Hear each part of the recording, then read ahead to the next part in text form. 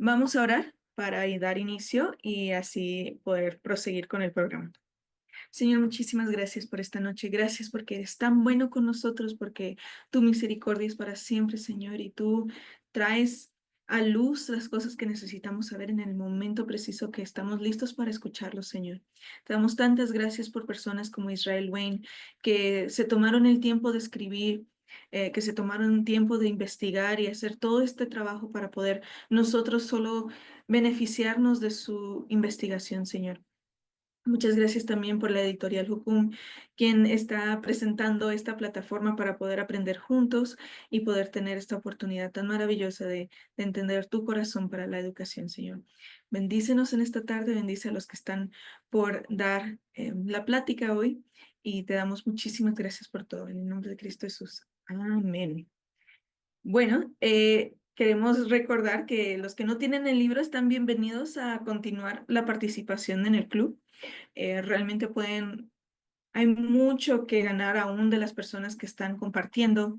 Entonces, no es necesario, bueno, es más, ayuda mucho tener el libro, pero no es necesario tenerlo para ser parte del club de lectura.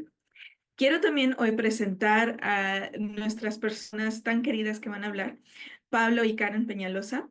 Ellos son misioneros de Colombia, pero residen en Bolivia.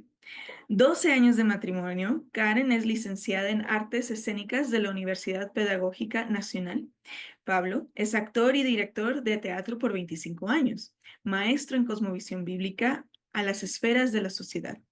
Y ellos educan hace 8 años a todos sus hijos. Tienen 5 hijos: Emily, Josías, Emanuel, Juan, Pablo y Leonardo.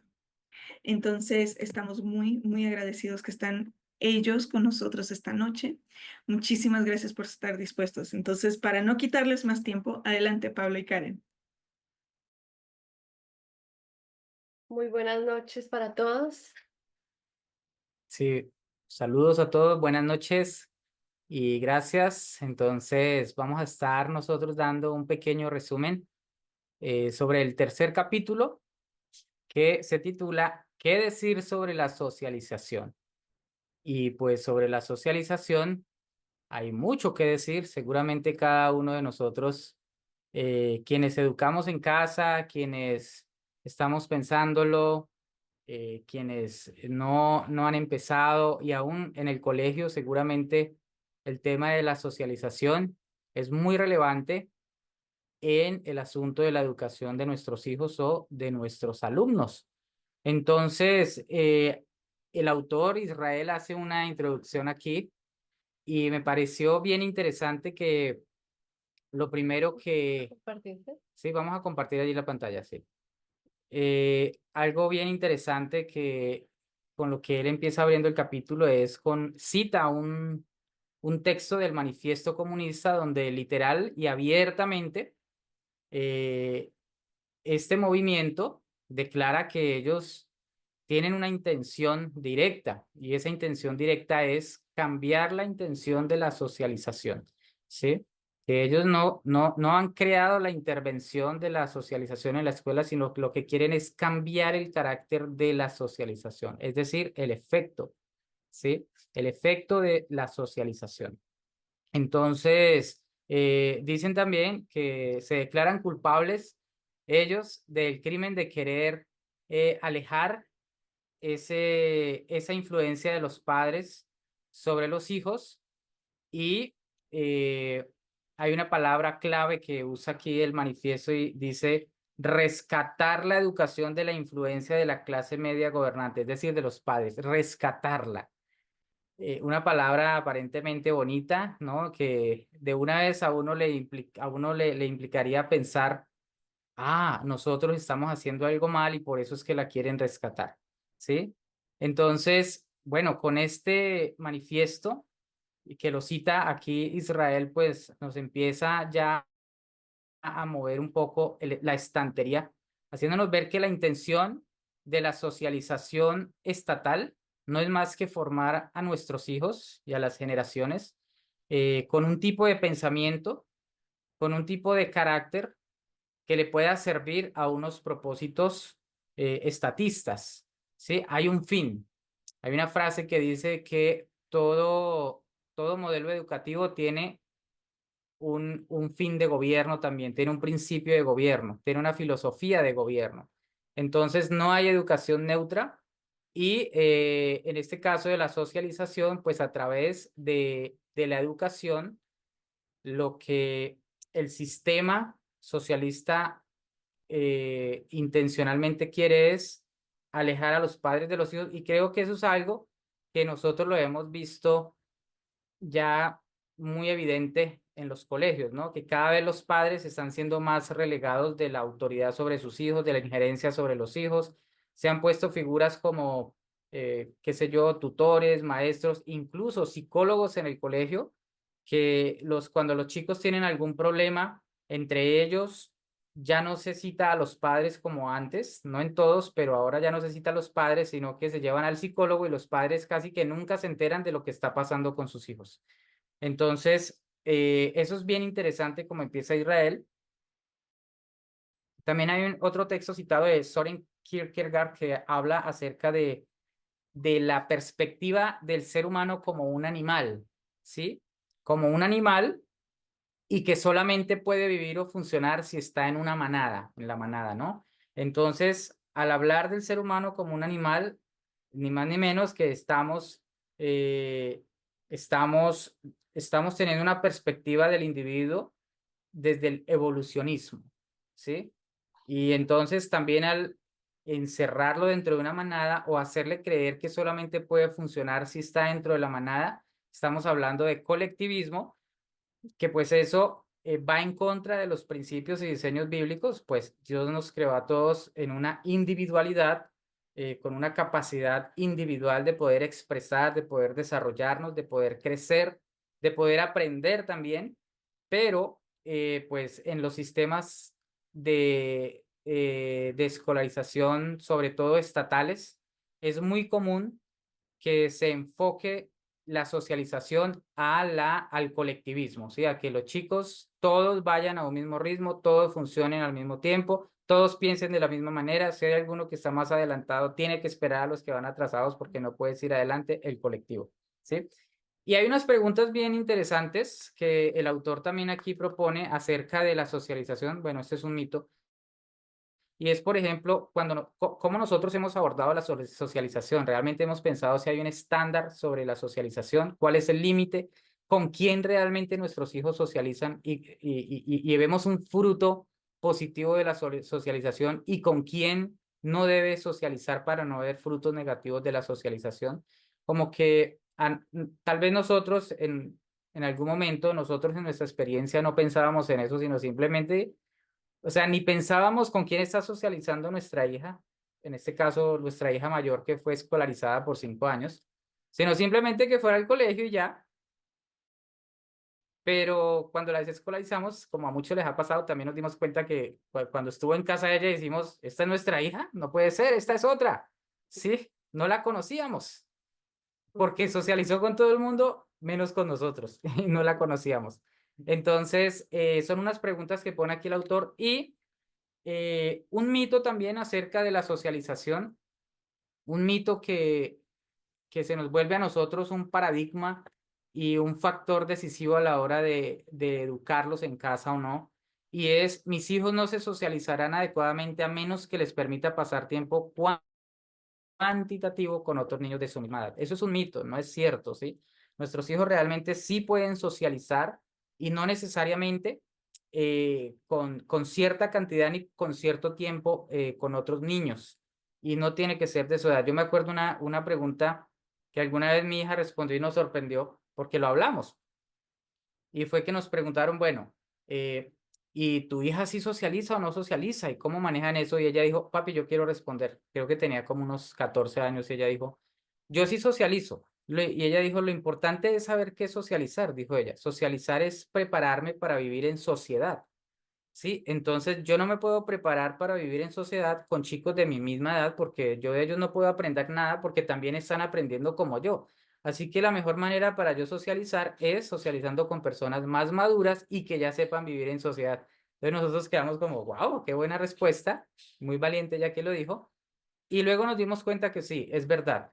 Entonces, ese es un mito que nosotros tenemos que romper. Y aquí hay unos versículos también de esta primera parte que Israel cita, ¿sí? Donde la Biblia sí nos da un estándar acerca de la socialización. Por ejemplo, dice que el que anda con sabios, sabio será, mas el que se junta con necios será quebrantado.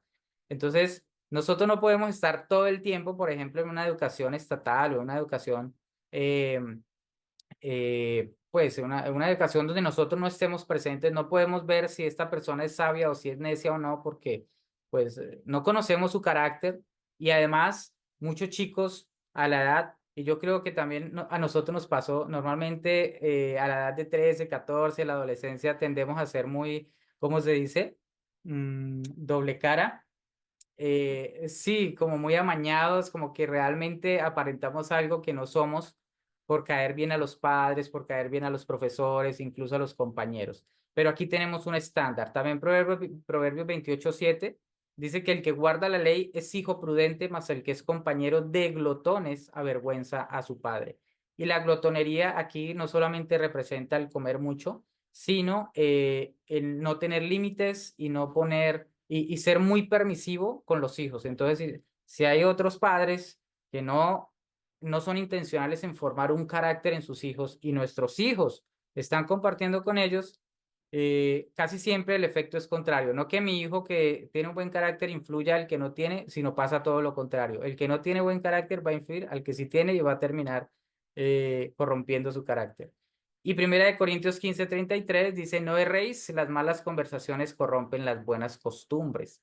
Nosotros no podemos estar todo el tiempo presente en las conversaciones de nuestros hijos. Eduquemos o no eduquemos en el hogar, aún con los compañeros de la iglesia, con sus amigos de la iglesia, nosotros no podemos estar todo el tiempo viendo qué conversan. Ahora con los celulares tampoco podemos, o deberíamos más bien, pero a veces como que no somos intencionales en realmente ver las conversaciones que tienen con sus amigos y no nos estamos dando cuenta en qué momento alguna conversación está corrompiendo su mente, su corazón, están hablando de cosas vanas, de cosas que no son necesarias, que no les edifican. Así es. ¿Dónde se originaron la mayoría de creencias modernas sobre la socialización? Y bueno, aquí tenemos que ser conscientes que la educación en casa no es algo nuevo, es algo que realmente existió durante muchos años. La escuela es lo que es nuevo. Y la escuela trajo consigo, o más bien, este tema de la socialización trajo consigo que la escuela tomara tanta prioridad. Entonces, la mayor parte de lo que comúnmente se cree sobre el desarrollo social nos ha sido transferido de la pluma de los socialistas, filósofos, psicólogos y educadores de principios del siglo XVIII y XX. Sí, esto ha sido realmente hombres que no temen a Dios quienes han dicho cómo se deben educar nuestros hijos, ¿sí? Filósofos humanistas como John Dewey, el padre de la educación progresista, ha sido quien ha dicho cómo nosotros debemos educar a nuestros hijos y han visto a la escuela como ese espacio perfecto para adoctrinar. Los gobiernos comunistas tienen muy claro el poder de la educación, tienen muy claro cómo pueden ser de influencia en ese rebaño que nosotros libremente damos a nuestros hijos, libremente les entregamos la mente a nuestros hijos, no en maldad, porque no hay, yo creo que muy pocos padres quieren hacer daño a sus hijos, no digo todos, pero la mayoría en nuestro corazón está cuidar a nuestros hijos, ¿no? Pero a veces entendemos que la escuela es la manera. Hay que entender que ninguna educación es laica. Siempre va a haber una filosofía, un pensamiento que se va a estar impartiendo. Y las escuelas son ese espacio. Si todo gobierno comunista se da cuenta de la importancia de adoctrinar a los niños temprano y hacer que teman el rechazo de de el grupo gobernante. Entonces, esto es algo que, bueno, se desarrolla en el siguiente punto, pero es como desde la escuela se empieza a generar esa necesidad de agradar a otros. Sí, esa necesidad, y entonces estando en la escuela, pues se desarrolla de una manera equivocada este deseo natural de querer ser parte. Vamos. Muy bien. Los efectos que producen los niños la socialización en las escuelas. Yo no soy de los que satanizo las escuelas públicas. Yo creo que debe haber escuelas públicas. lo que necesitamos es que haya más intencionalidad en la estructura y en el cuerpo docente y demás, en prestar atención a estos temas que están afectando tanto a las nuevas generaciones. Pero es una realidad que fruto de la socialización en las escuelas, normalmente los frutos no son buenos, ¿sí? O sea, o hay buenos, pero yo creo que el 80% no son buenos. Yo no sé, cada uno de nosotros tendrá una experiencia de las cosas que hacíamos cuando socializábamos en el colegio. Em, por ejemplo, hablo en mi caso, recuerdo que yo pedía permiso en mi casa para irme a hacer tareas con mis compañeros del colegio porque el colegio nos incitaba a que la tarea tiene que ser un grupo. Entonces nos reuníamos en la casa de algún compañero o íbamos al colegio y dos chicas que eran las nerds del colegio se ponían a hacer todo el trabajo y nosotros nos íbamos a jugar o nos íbamos a hacer pilatunas y lo que hacíamos era fomentar un poco ese desorden o nos íbamos a, por ejemplo, como les decía, en nuestro caso, nos gustaba mucho ir a hacerle maldades a las casas de nuestros compañeros mientras las otras chicas estaban haciendo tareas. Y como no teníamos una autoridad que nos estuviese regulando, pues simplemente hacíamos lo que nosotros quisiéramos. Pero eso, no, eso es algo tal vez irrelevante, pensaríamos. Pero también es cierto que en la socialización de los chicos, no solamente de las escuelas, sino también en cualquier grupo, donde no haya un padre, donde no haya una autoridad responsable que esté regulando ello, por ejemplo, se presta para promover la pornografía, para promover la promiscuidad, para promover el engaño, para promover, por ejemplo, el inicio con las drogas, fumándose un cigarrillo, tomando trago, haciendo fiestas a escondidos y a veces los padres y los profesores no se enteran, no saben que eso está pasando y entonces ahí tenemos efectos. Hay un ejemplo que pone aquí el autor acerca de un grupo de chicos que un día sencillamente salen en uno de los autos de uno de ellos con ametralladoras y salen haciendo pues un escándalo por el barrio, atemorizando a la gente, los capturan los capturan y les preguntan a todos por qué hicieron eso y la mayoría respondieron que era por la presión del grupo, es decir, es que ellos me obligaron o es que ellos me dijeron si no lo hacía no podía ser parte. Entonces, esta necesidad de ser aceptados, de hecho, el de la cámara que solamente estaba grabando dijo, yo solamente grabé, ¿y usted por qué lo hizo? Dijo, ¿usted acaso nunca ha querido ser parte? Le pregunta a quien lo entrevista, nunca ha querido ser aceptada. Ujú. Y entonces esa presión de grupo genera en los chicos el querer ser aceptado. Y casi nunca los chicos van a cumplir el estándar del grupo y por eso cada vez más van a querer hacer más cosas que no están dentro del el buen fruto por agradar al grupo. ¿Qué hace que la socialización en grupo sea tan dañina? Entonces aquí, o sea, tenemos que llegar al mismo punto porque ahí inicia el problema de todo. Sí, cuando hablamos del feminismo, cuando hablamos de tantas filosofías equivocadas, todo va al mismo punto, ¿sí? Se le echa la culpa a todo lo externo, pero realmente la raíz del problema está ligado al corazón de los seres humanos, a la tendencia de nosotros a pecar después de lo que sucedió en el Jardín del Edén. Hay una consecuencia. Entonces, llega un punto en el que debemos ser conscientes de que esto no es solo por el colegio, no solo es una cosa externa, sino que tenemos que entender que nuestros hijos son seres humanos que también necesitan redención, que también necesitan conocer el Evangelio, que también necesitan recibir a Cristo en su corazón, también necesitan el perdón, la salvación. Y pues esta es la razón realmente profunda del por qué nuestros hijos están tan vulnerables en el colegio, ¿sí? Cuando nuestros hijos están en casa, como decía Pablo, nuestra hija llegó, ¿quién era ella? Entonces, al poder conocer a nuestra hija, porque vivíamos con ella con el día a día, entonces ya podemos ver, wow, nuestra hija tiene tales fortalezas, pero también tiene tales debilidades y necesitamos trabajar en su carácter. Hija, en esto estamos débiles, tenemos, a veces separábamos clases de matemáticas cuando entraba en crisis nerviosa, no entendía, no podía, había mal genio. Entonces, hija, vamos a parar. Nadie nos está corriendo, entonces, persiguiendo. Entonces, vamos a parar, vamos a orar, a ver qué está pasando en tu corazón. Esto está trayendo mucha tensión y esta no es la idea, ¿sí? Entonces, podíamos parar. Eso hace parte como de ese beneficio de educar en casa. Entonces, esto es muy importante porque a veces tratamos de culpabilizar lo externo, que claro, pues, pueden ser factores que influyen, pero todo está desde el corazón, ¿ok? Ujú. Bueno, ¿y por qué los chicos no pueden oponerse a su grupo de compañeros? Realmente la presión es fuerte, ¿no?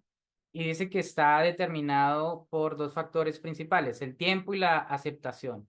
Eh, Cuando nuestros hijos, y vuelvo y digo, nosotros mismos, cuando pasamos o cuando ellos pasan mucho tiempo con un grupo, ya sea en la escuela, en la iglesia o con algún grupo de deporte o con alguna fundación, ellos crean unos lazos afectivos y filiales, ¿sí?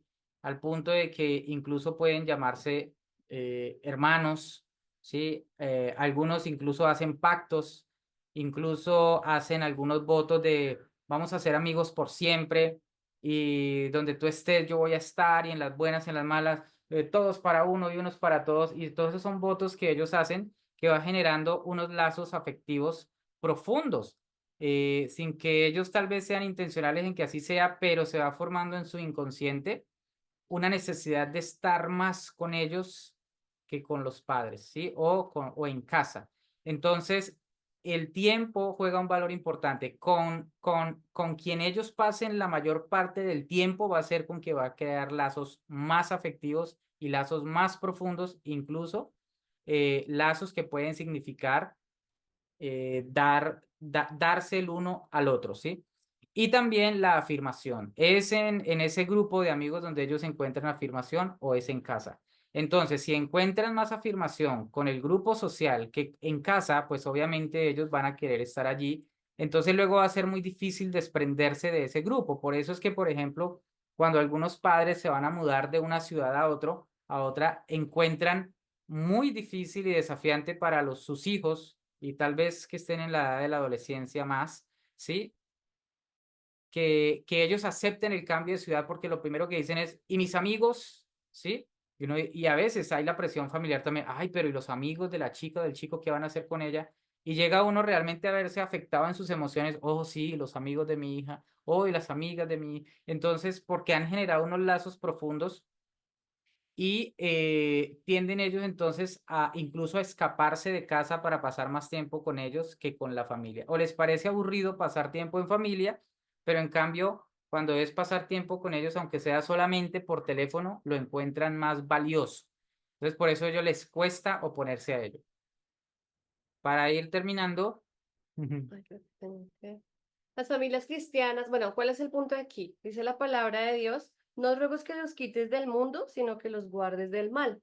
Entonces, claro, nuestros hijos se deben relacionar con otras personas, pero nosotros somos los llamados como padres a generar esos espacios con quienes ellos se van a relacionar. Entonces, las familias cristianas pueden encontrar un equilibrio social, ¿sí? Encontrar un equilibrio primero en oración. Él habla mucho de eso, de que aquí yo les puedo hacer una lista de estos sí y estos no, pero no es cuestión de hacer una lista legalista de qué pueden hacer y qué no, sino que nosotros de verdad, a los pies del Señor, podamos, Señor, que realmente puede ser de bendición en cuanto a que nuestros hijos se puedan relacionar. Entonces, procure que las actividades de socialización sean de que usted tenga que cualquier propuesta de relacionarse con otro grupo de chicos, de personas, tenga alguna de estas cuatro líneas, que sea pro familia, es decir, que ojalá permita que usted también pueda participar, que también haya intervención de adultos, que también haya otras familias, que haya como no solo por edades, sino que también promueva esta idea de familia, espiritual, que sean actividades que aumenten la fe de nuestros hijos, escuchar a personas que les puedan dar testimonio, evitar cosas que socaven su fe, que vengan a derribar. Proeducativa, entonces que cuando yo me relacione o con el grupo que yo permita que mi hijo se relacione, pues que sea algo en la que él encuentre algo de aprendizaje, ¿sí? Y prorelacional, que sean relaciones que bendigan, relaciones que traigan realmente algo que usted pueda estar tranquilo de con quien sus hijos están. sí, algunos ejemplos, por ejemplo, es en Profamilia. por ejemplo, evitar las pijamadas. Yo alguna vez le escuché al director de Enfoque a la Familia que él, por ejemplo, decía, es tal el cuidado que debemos tener con nuestros hijos que ni siquiera podríamos dejarlos pasar tiempos a solas con sus primos, ¿sí? Ella dice, entre los primos es donde más se ven, por ejemplo, fornicación, se ve promiscuidad y se ve la inducción a probar. Entre ellos hay mucha complicidad, ¿sí? Entonces como que uno dice, no, pero son los primos, ¿qué pasa? No pasa nada. O mis primos sí son buena gente. Pero el 80% de los primos son la primera influencia en inducir a nuestros hijos en algo que está mal. Entonces cuando hablamos pro familia, nos referimos es que haya grupos de adultos y grupos de menores involucrados en la actividad. No, una pijamada, por ejemplo, no es una buena opción para socializar, ¿sí? Mientras que un picnic de familia sí es una buena actividad. Un picnic de familia del colegio, un picnic de familias de la escuela o de la iglesia es una buena opción. Ir a ver una película que es sobre Drácula, pues eso no va a fomentar la vida espiritual. Aunque vayamos en familia, no es bueno. Veamos una película que realmente nos edifique espiritualmente. No, pero es que nuestros hijos quieren es ver eso y hay que darles gusto. Sí, pero somos nosotros los que decidimos, ¿no? Ellos, o sea, mi hijo no es el que decide qué come, porque él todavía no tiene la capacidad de razonar, porque si yo le permitiera a él decidir qué come o qué consumir, entonces él decide comer solamente helados, solamente papas fritas, hamburguesas y ver solamente películas de terror o bueno, qué sé yo, caricaturas, pero todavía nosotros somos los que debemos velar acerca de su sabiduría, que ellos sean sabios para decidir. Entonces, eso, algunas actividades, algunos ejemplos de los que se pueden hacer y lo prorrelacional hace énfasis en que de verdad nuestros hijos puedan interactuar con otros. Si están en un grupo, si estamos en grupos de familias, que le demos la palabra a nuestros hijos, que ellos también puedan opinar. Si estamos hablando de política, y es un asunto de adultos, qué bueno es preguntarle a los chicos también, ¿tú qué piensas sobre esto? ¿Tú qué piensas del dinero? ¿Tú qué piensas de este presidente? ¿Tú qué piensas de la situación? ¿Tú qué piensas del medio ambiente? Involucrarlos y que ellos puedan ser partícipes. Eso le va a dar a ellos una socialización realmente valiosa y una socialización madura. Los va a preparar para una vida adulta. Bueno, ese es el resumen. Muchas gracias por su atención. Lo demás, sé que ustedes en el libro y ahorita en los grupos pequeños vamos a tener oportunidad de compartir. Muchísimas gracias, Pablo y Karen. Buenas noches a todos. Qué pena no haberles podido acompañar desde el inicio de la sesión. Tuvimos algunos problemas técnicos, pero qué alegría verlos a todos ustedes aquí reunidos, persistiendo también en esta labor y en obediencia a lo que Dios nos ha mandado. Bueno, nos despedimos de las personas que están viendo la grabación por medio de YouTube. Gracias también por acompañarnos y recuerden que pueden inscribirse en cualquier momento y este club de lectura es completamente gratuito y abierto para todos aquellos que deseen participar.